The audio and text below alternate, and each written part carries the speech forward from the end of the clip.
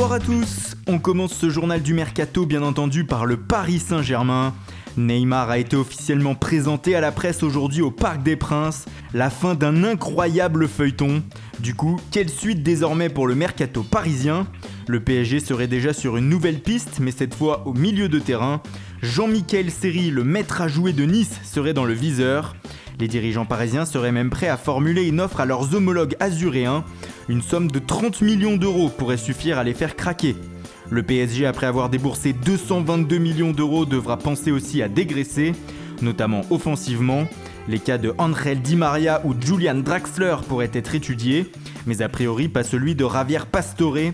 Selon son agent, les Parisiens ont refusé, je cite, une somme importante pour son joueur. Dans le même temps, Jean-Christophe Baebek aurait lui aussi refusé une offre. Elle provenait de Suisse et de Lugano. Le club néerlandais d'Utrecht serait aussi à l'affût pour un prêt.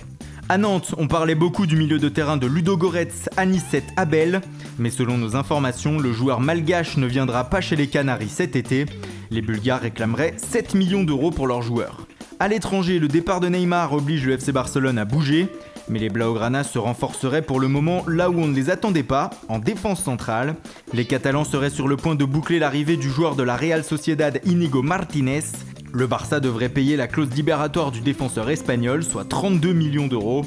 Cependant, la Real Sociedad a cet après-midi indiqué par la voix de son directeur sportif que le club basque n'était pas du tout disposé à vendre son défenseur central.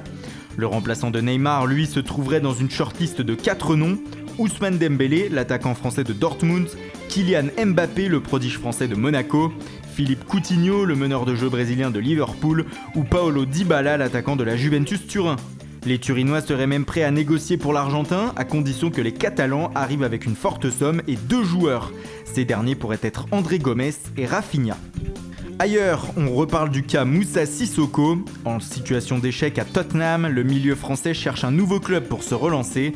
Il pourrait débarquer en prêt du côté de la Turquie et de Trabzonspor. Affaire à suivre.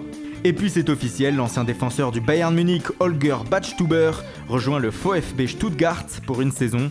Libre depuis la fin de son contrat avec les Munichois, l'Allemand tentera de maintenir le promu en Bundesliga. Robbie Keane, lui, s'offre un nouveau challenge. L'Irlandais de 37 ans a signé en Inde à l'Atlético de Kolkata. Et puis en France, Metz a annoncé le départ de son milieu de terrain Cheikh Doucouré. Le joueur de 24 ans file en Espagne chez le promu Levante. Voilà, c'est tout pour aujourd'hui. Bonne soirée et bon week-end à tous. On se donne rendez-vous très vite pour de nouvelles informations sur le Mercato.